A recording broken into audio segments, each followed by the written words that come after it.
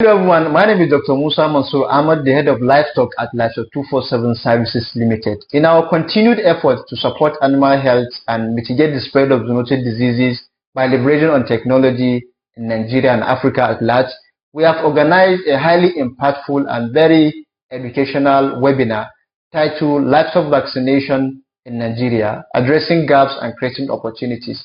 This is a very important and timely webinar looking at the fact that farmers are losing hundreds of millions to infectious diseases as a result of failure to vaccinate their livestock.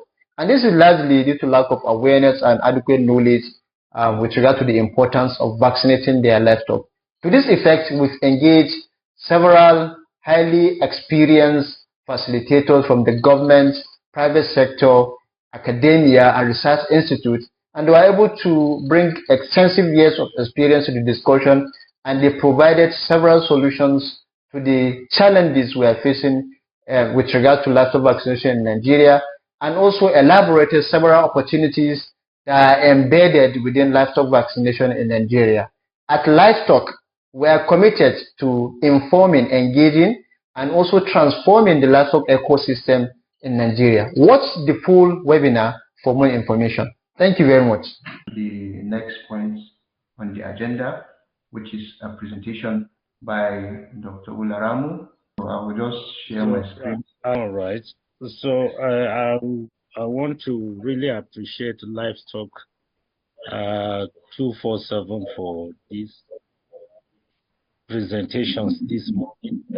And let me confirm to you, Dr. Ishaku has actually made my presentation easy based on what the submissions he has given this morning. And I want to thank everybody on this platform as I make my presentation this morning. Please, next slide. I think for veterinarians, prevention is better than cure. And this presentation, I will be biased to foot and mouth disease this morning. And foot and mouth disease is an economically important disease which is endemic in Nigeria. And so also the West African continent is actually affected by this virus. In Nigeria, FMD outbreaks occur throughout the year, with increasing incidence between July and November. This is the peak period where you have the outbreaks that though is just like Dr. Ishaku said, reporting is actually a key issue. Despite the increased outbreak of FMD, the reporting is very, very low. So it is one of the major animal diseases that impact negatively on trade of livestock and livestock products in the region. And so for you to access international market, you must be FMD-free country for you to export your product. So, and over 8 billion naira has been estimated as losses incurred annually in Nigeria due to its impact, which include reduced meat production, loss of weight, loss of animal value, and of course, when you cannot even access market, you can quantify the type of losses incurred. And also, it has to do with what?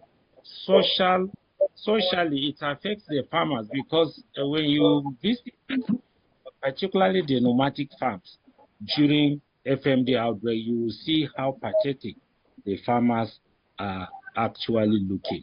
Next slide. Please. So, can you reduce this slide? Yeah. So,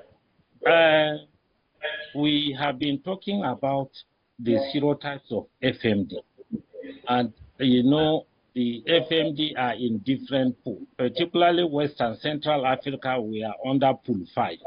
And under this pool 5, you have about 4 serotypes circulating in this pool 5, that is West and Central Africa, with different strengths and topotype. Like type O, before now, we used to have only West African topotype, but now the East African topotype 3 have actually joined the circulating serotype of O. Then you have serotype E. Then in Nigeria, we have African G4. That's the strain we have circulating in Nigeria. But other African countries like Ghana, we have African G6 that is circulating there. So what it means, if you have to produce a vaccine that will have the coverage of the region, you must actually know the circulating strength so that you can incorporate into your vaccine. Then for the serotype SAT2, you have a topotype 7, which is a Libyan strain of, and the serotype SAT1 is topotype 10. And just to shed more light on this topotype of SAT1, it was actually last reported 2015. That's the time we actually isolated this virus in Nigeria, 2015. Till now, we have not actually received any sample that we isolated SAT1 from 2015 to date. But I'm not saying the virus is not in circulation. As I earlier said, underreporting is one of our key challenges to know what is circulating in Nigeria. Next slide. So just to show some clinical signs that actually you tend to see when animals down with FMD, drooling, salivation. These are about the first 24 to 48 hours, you will be seeing animals salivating and even champing. All these are clinical signs that you will observe within the first 24 to 48 hours. Next slide. Still on the clinical sign, the vesicular fluid, you could see a raised vesicle on the tongue, and this is filled with a fluid. So that fluid is highly concentrated with FMD, and that is a key requirement. In fact, if you want to have a good isolate, you target to have this vesicular fluid. And within the first 48 hours, normally, that is what you observe on the tongue.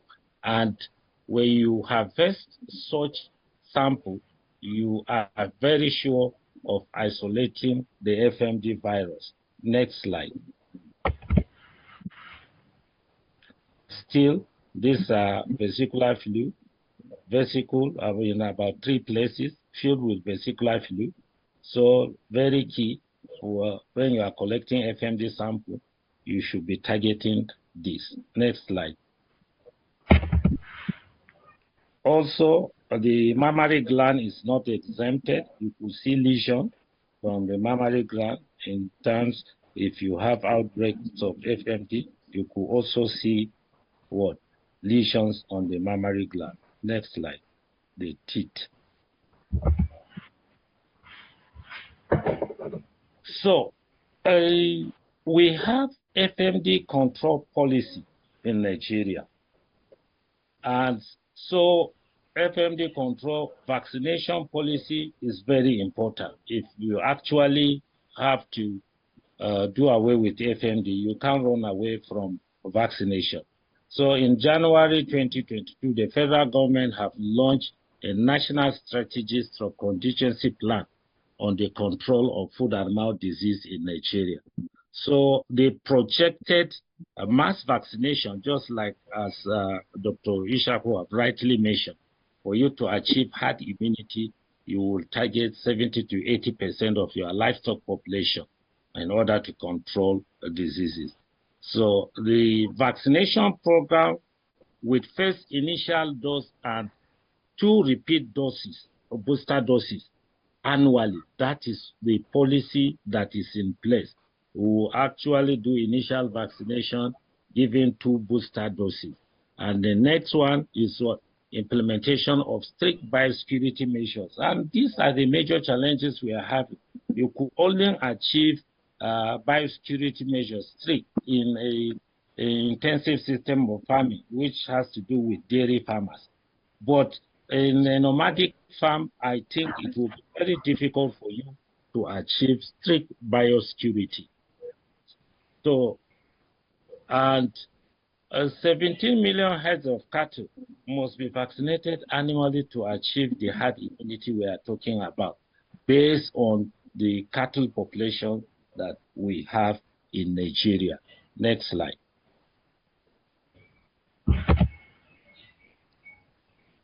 So what are the vital points on FMD vaccination?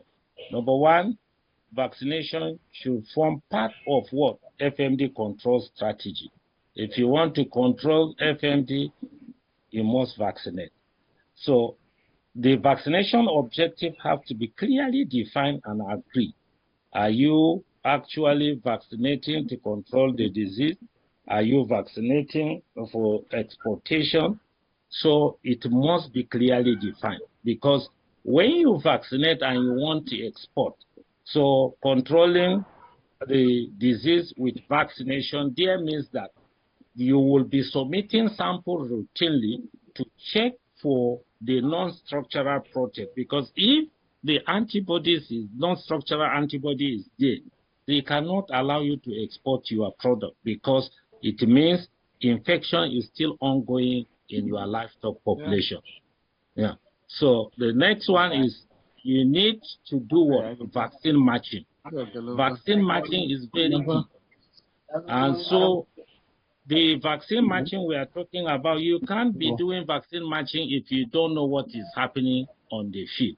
If you don't know of the outbreaks and collect samples, that is the only time that you can adequately match your vaccine with what is circulating in the field.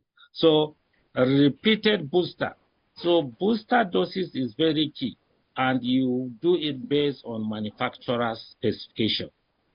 The oil adjuvanted vaccines are preferable. These actually confer lasting immunity than aqueous vaccines. So post-vaccination monitoring is also critical, and so you must actually do post-vaccination monitoring to ensure that the vaccine you are giving is actually what conferring the immunity expected. Livestock identification and traceability system is very key. And I think if we want to control FMD, we either think of having such or having certificate. If you vaccinate your animal, you must be issued certificate, and for you to move from point A to B for clearance, you must present your vaccination certificate. So the impact of vaccination on livestock trade country status. In fact, if you vaccinate and you want to export, you must show the certification that your animals are free of non-structural antibodies. But that is why you need to have a lab that can do all this testing, because after vaccination, what you expect to see in a purified vaccine is a structural protein. Next slide.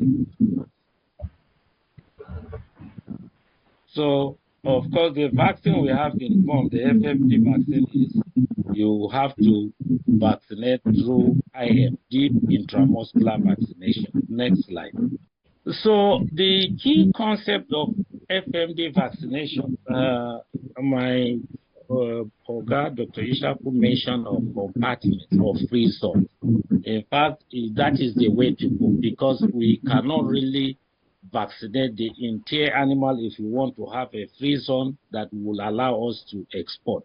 Just this slide is actually showing us you have a control area, so a fence place which serves as a buffer zone, and this buffer zone is around where infected premises are, assuming where FMD is endemic. So you now have a containment vaccination zone, and this containment vaccination zone, that is your target area where you actually will vaccinate.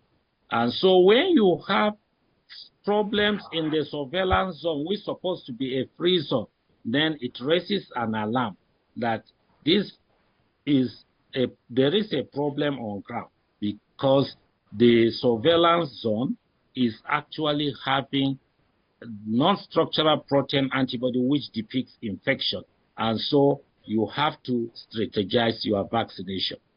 This is very, very key. So when we have a free zone, you must have a buffer zone in order to what?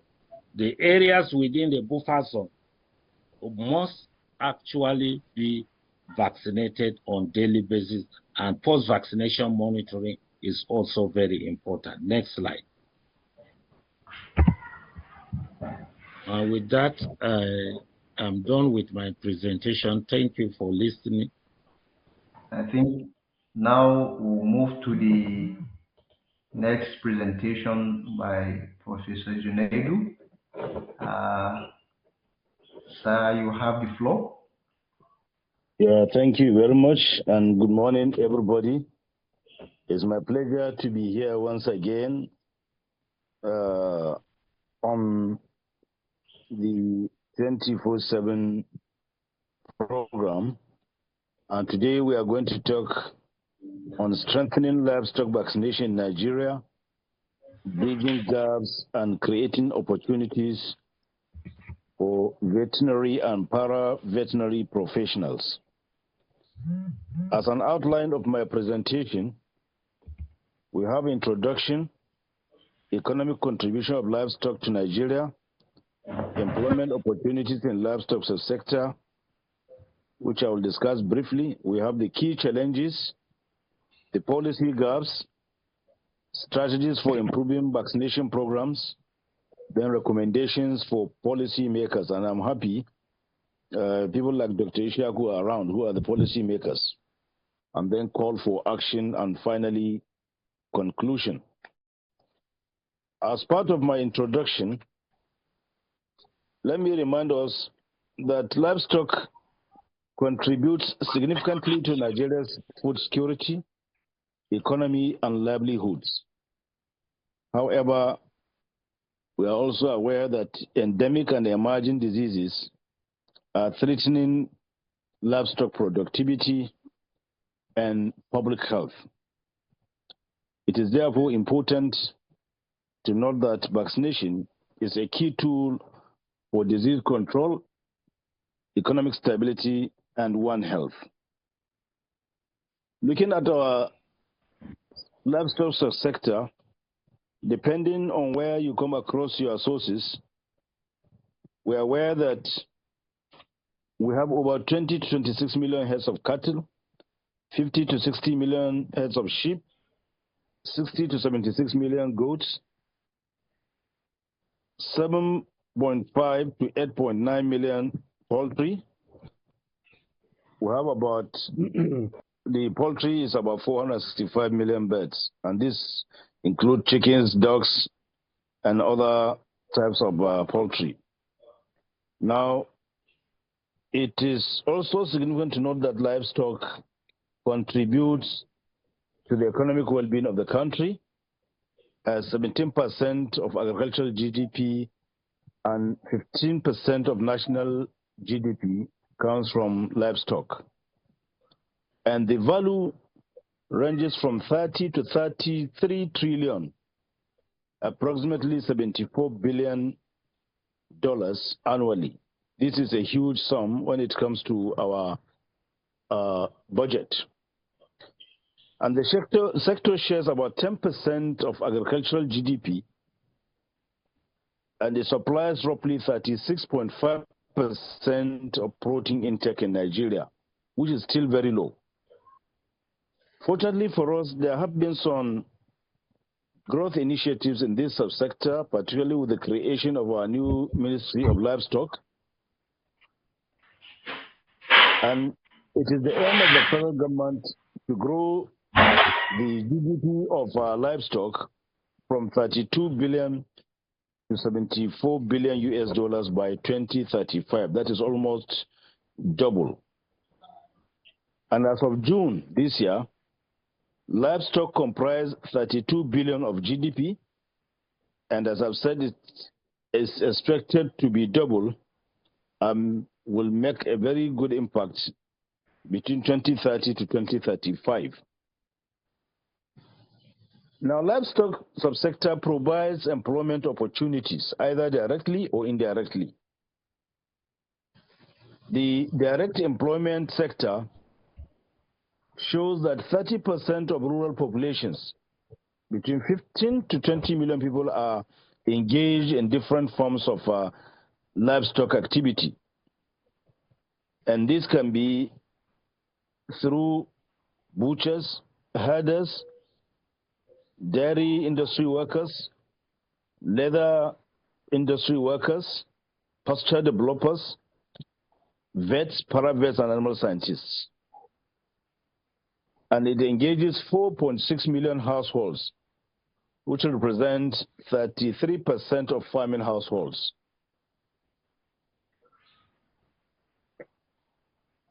Some of the government projects, I cited that of Ekiti L-Press, that aims to train 200,000 farmers and indirectly create 1.5 million jobs.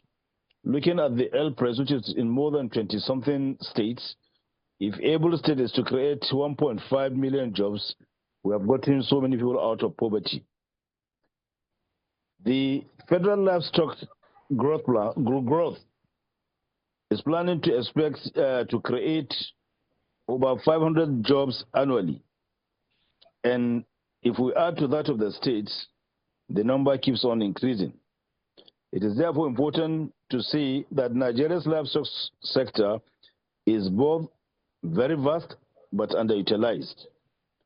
It accounts for tens of billions of animals, contributes billions of dollars to GDP, supports tens of millions of livelihoods, yet has ample room for modernization and expansion. So as I've said, we have inadequate vaccine supply and cold chain infrastructure. This can be evident on the fact that many times when I was serving as a commissioner, we may order for vaccines and will be kept in the queue. In spite of the fact that VOM would like to produce as much as possible, but I think inadequate funding is contributing to its inability to produce the required vaccines, especially in adequate quantity. And the transportation of this vaccine is also very, very key.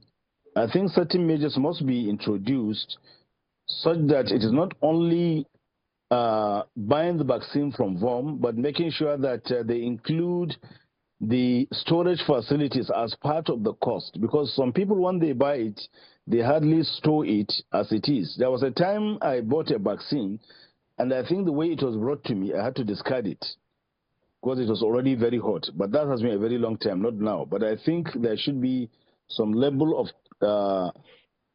monitoring on the way our vaccines are transported, especially also when it reaches the state and when vaccination exercise is taking place. Another one is weak policy enforcement and coordination. We have so many beautiful policies, but implementation and enforcement is not there. And there is also no coordination, especially when it comes to vaccination issues. Unlike what is obtained in the medical field, the vaccination days are usually stated. Take polio, for instance, which has been eliminated several times. I'm of the view that if we are taking our vaccination issues serious, we should have that coordination where we will have a general vaccination exercise across the country for specified diseases. Another challenge is that of shortage of trained veterinary and paraveterinary personnel. As highlighted, we have over 10 or 12,000 veterinarians, which are grossly inadequate to cover the country. And unfortunately, 80% of them are in private sector. And as the CVON said, there is a need for that collaboration between the public and private sector to coordinate the vaccination exercise as well as other activities that affects veterinary profession. And the inclusion of paraveterinary personnel is also very key. There is also the issue of low awareness and engagement at the community level. Up till today, many herdsmen would like to maybe bribe the workers in order not to get their animals vaccinated. So there is a need for total and complete awareness and engagement at the community level to highlight them the dangers of not vaccinating their animals. Then poor disease surveillance and data systems. I'm sure the officials from the Federal Ministry of Livestock will tell you the problems they have with disease reporting coming from states. I could recall when I went in, our disease reporting system was at its lowest ebb. But by the time I left, setting up a unit that still is working very well, that is concerned with the disease reporting. Every month, each local government, each unit had to report its disease findings to the ministry, which we do said to the Federal Ministry of Agriculture then. Then, what are the policy gaps?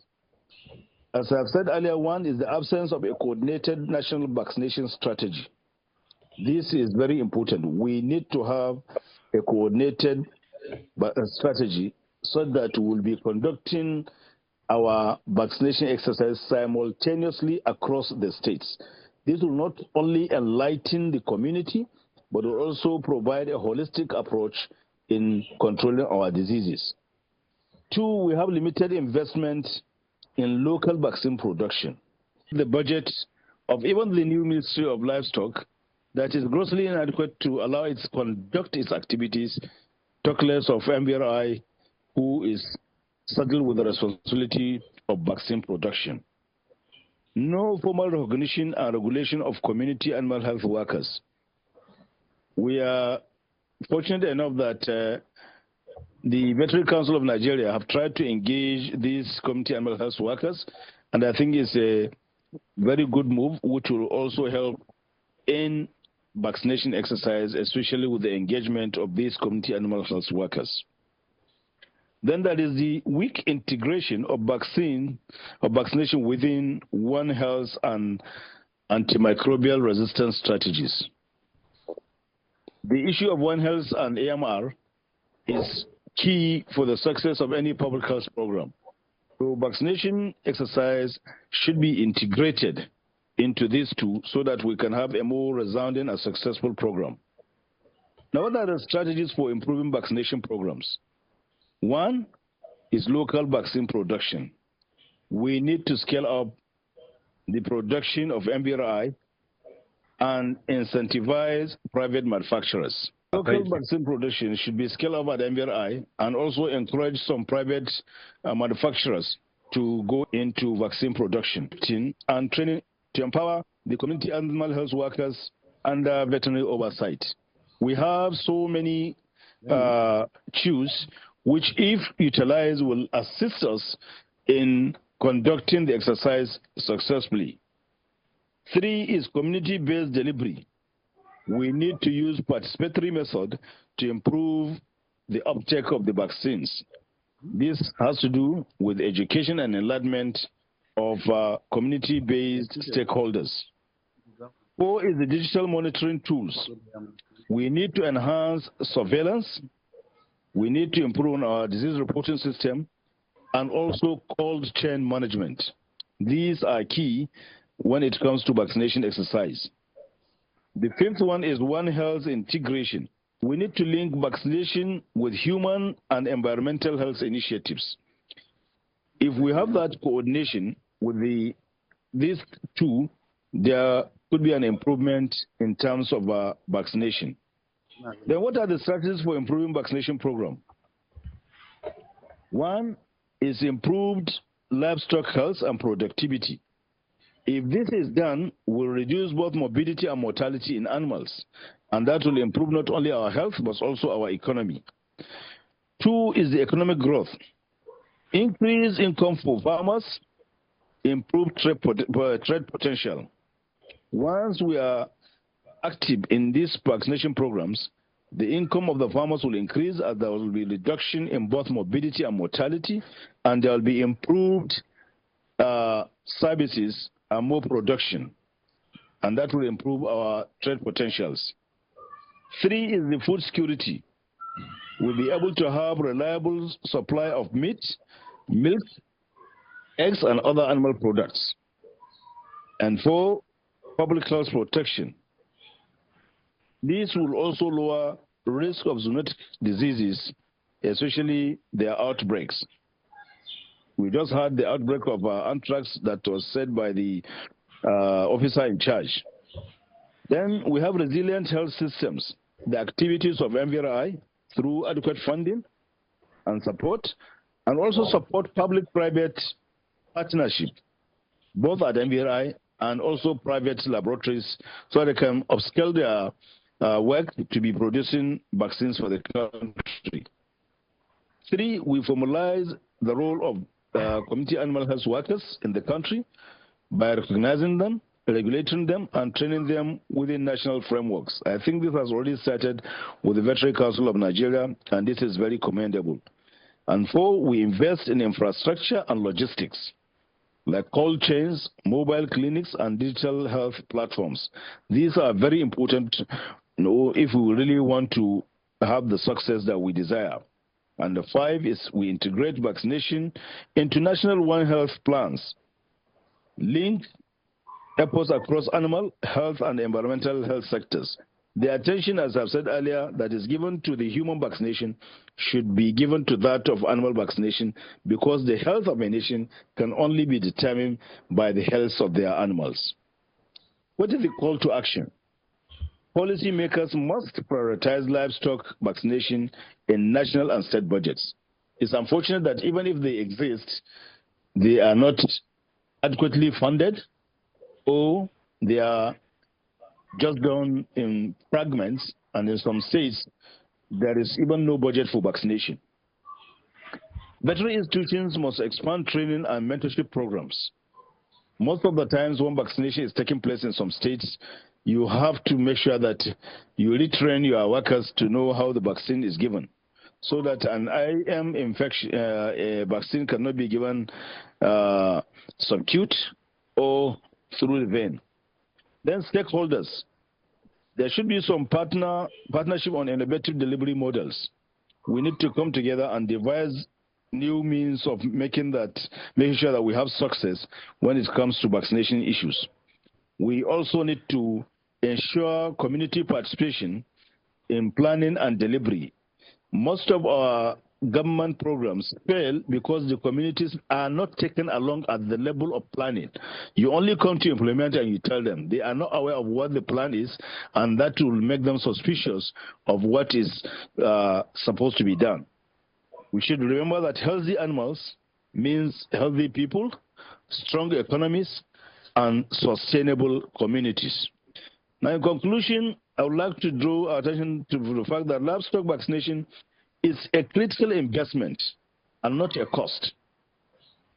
The amount you are going to spend in vaccination exercise will save you a lot of money, billions of dollars, protecting your animals against diseases that could lead to high morbidity and high mortality, leading to heavy loss in livestock production.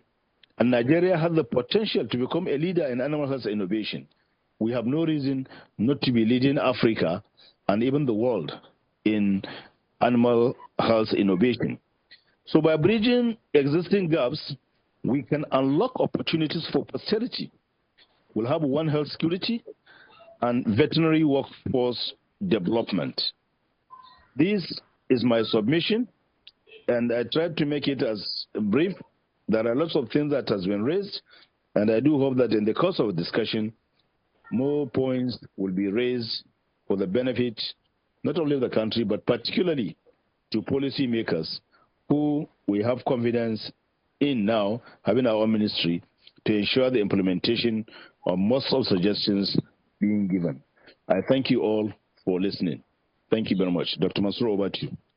Next on the agenda is a presentation by Professor Kale Pudi. Thank you, Prof. I will now go ahead and share my screen. Thank you very much, Livestock 24/7.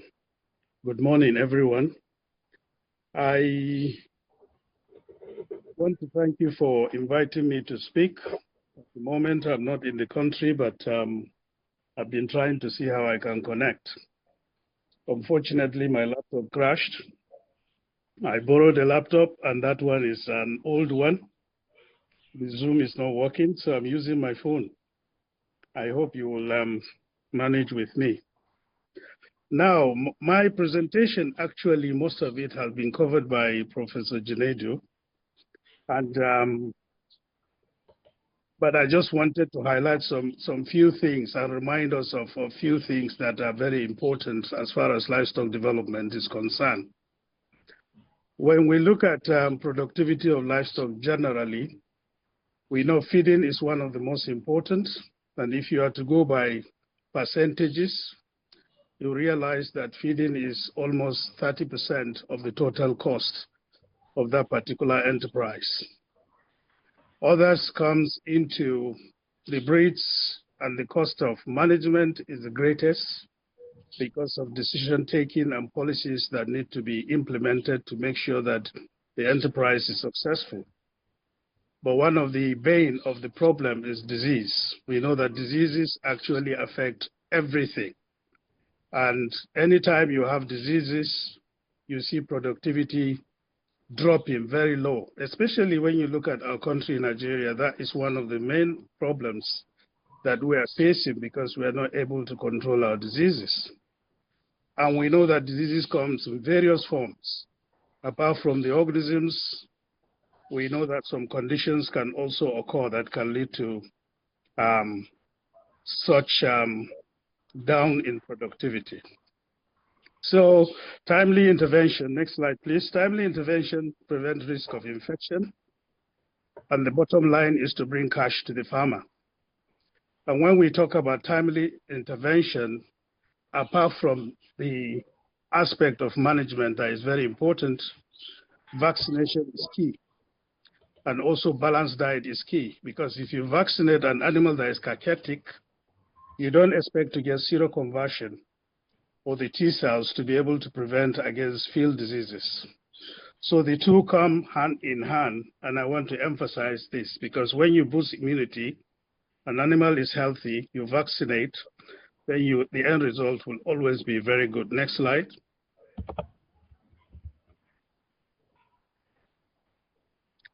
So what is vaccination? Actually is to help stimulate the immune response without causing the disease.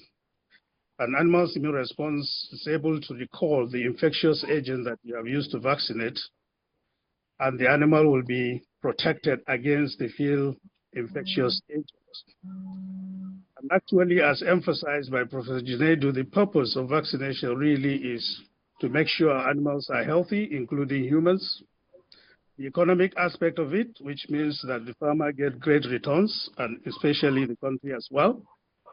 And then the welfare of the animals also are well taken care of. I always tell people that anytime you take care of animals very well, they will give you what you want. If you don't take care of them very well, you end up not getting what you want. Next slide, please.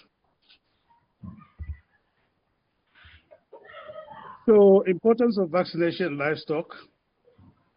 It has been mentioned. One of them is it reduces the need for antimicrobial treatments. If you look at our country today, most of our colleagues, the first thing we do anytime we see an animal that is sick is to bring out our TLA and inject and move on. And that is leading to antimicrobial resistance in most of the organisms that we have in this country. Two, Professor Junaid mentioned sustainability and economic stability in the sector. So once diseases are controlled, these two things are achieved. The third thing is prevention of zoonotic diseases being transmitted to humans, and also cost-effective method used in preventing animal diseases will also help. These are the importance of vaccination. So vaccination actually cannot be underestimated when it comes to livestock production. Next slide. This is just an overview to tell us about the type of vaccines we have. We have live vaccines, which are attenuated. Generally, they are long-term, which means if you use them, they last very long in the animal. In most cases, they are single-use. Then you have kill, which are inactivated vaccines. These ones require boosters, which needs to be done often to make sure that the animal is properly protected continually. And then we have the biosynthetic, which is the genetically engineered vaccines. These, they work immediately, but they are short-term. They are not like boosters, but they are short-term, which means there is an opportunity to repeat. These are just to give us an overview of what vaccines are and the type of vaccines we need for our livestock. Next. One of the other important aspects of vaccination is that we need to select the right vaccines. First and foremost is we need to know the diseases the animals should be vaccinated against. Because most people think vaccination can protect against many diseases. Yes, if you have polyvalent vaccines, they might be able to do that. But in these cases, we need to look at it properly and know exactly what diseases you will see. Professor Dinedu mentioned the issue of surveillance and lack of data as far as the diseases we have in this country and the strains, the species that are affecting our livestock. That is affecting us greatly because we end up importing vaccines from abroad. We end up using them without knowing their strains, without knowing their efficacy, without knowing whether they will work with our own organisms here and prevent them from affecting our livestock. The other thing is that we need to purchase correct vaccines. When you are buying vaccines, be aware of the strains you are buying because you want to protect against a particular strain. But as I said, because we don't have data in terms of what are the key diseases, what are the strains that are affecting us, we still need to do more research in that area.